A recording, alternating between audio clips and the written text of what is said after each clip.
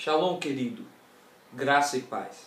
Estamos aqui para mais uma oportunidade que o Senhor está concedendo a mim e a você de crescermos em sua palavra. Hoje eu quero falar contigo sobre o que Deus fez na vida do apóstolo Pedro em Atos capítulo 10.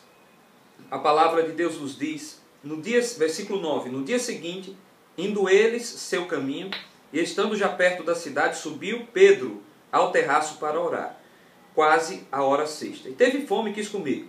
E enquanto lhe preparava, sobreveio um arrebatamento de sentidos, e viu o céu aberto, que descia um vaso, como se fosse um grande lençol, atado pelas quatro pontas, vindo para a terra, no qual havia de todos os animais, quadrúpedes, répteis da terra e aves do céu. E foi-lhe dirigida uma voz que dizia: levanta-te, Pedro, mata e come. Mas Pedro disse: de modo nenhum, Senhor, nunca comi coisa alguma comum e imunda. A segunda vez lhe disse a voz: não faças tu comum ao que Deus purificou. E aconteceu isso por 3 vezes, e o vaso tornou a recolher-se no céu. Meus queridos, esse texto tão querido, tão lindo da palavra de Deus, nos mostra como Deus está acima das nossas configurações humanas, acima das nossas limitações. O apóstolo Pedro era um homem muito temente a Deus, um homem muito comprometido com Deus.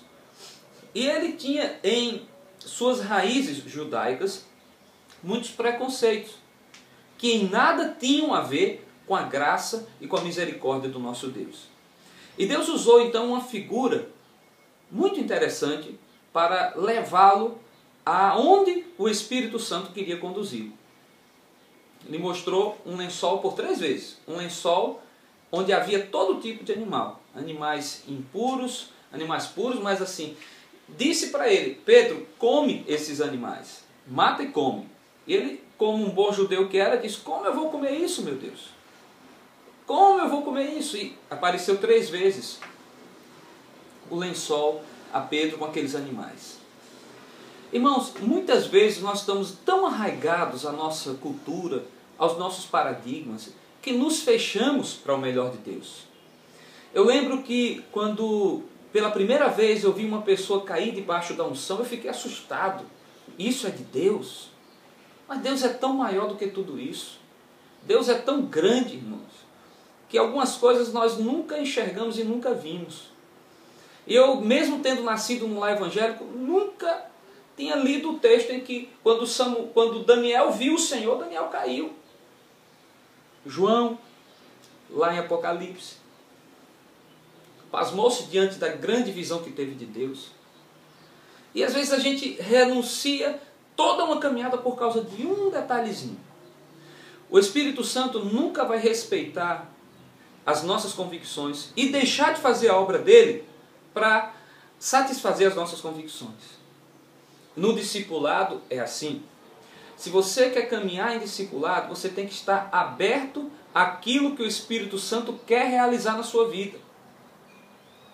Quantas vezes você está todo programado para pregar uma mensagem que você preparou, que você pegou essa mensagem, você estudou, e quando chega no dia de pregar a mensagem, Deus diz: não é essa mensagem, é outra.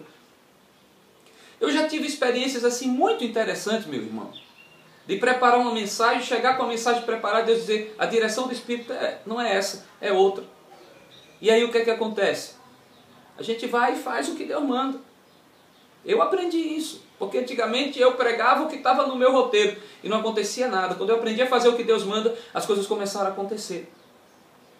Hoje é um dia muito especial, que nesse discipulado eu quero falar com você sobre você estar aberto ao que o Espírito Santo tem para você. Entenda que para ser discípulo, a agenda tem que ser do Espírito Santo. A prioridade tem que ser do Espírito Santo. O projeto tem que ser do Espírito Santo. A linguagem tem que ser do Espírito Santo, não a sua. Aquele que aprende a ter o projeto do Espírito Santo no seu coração, esse conquista. O que foi que aconteceu com Pedro? Pedro foi à casa do centurião Cornélio por causa da visão que Deus lhe deu. E lá houve salvação entre os gentios, e o evangelho começou a ser pregado fora dos limites do judaísmo, e chegou até mim e até você. E se Pedro não tivesse se aberto à direção do Espírito Santo, se Pedro não tivesse se submetido à direção do Espírito Santo, o que teria acontecido? Então, eu quero convidar você, como discípulo, a entender esse princípio. As convicções que nós temos, as propostas que nós temos, as direções que nós temos, as estratégias que nós temos, elas têm que se submeter à direção do Espírito Santo, se quisermos ter êxito no discipulado. Devemos, irmãos, ter muito cuidado com as nossas tradições, porque muitas vezes elas estão minando os projetos de Deus na nossa direção.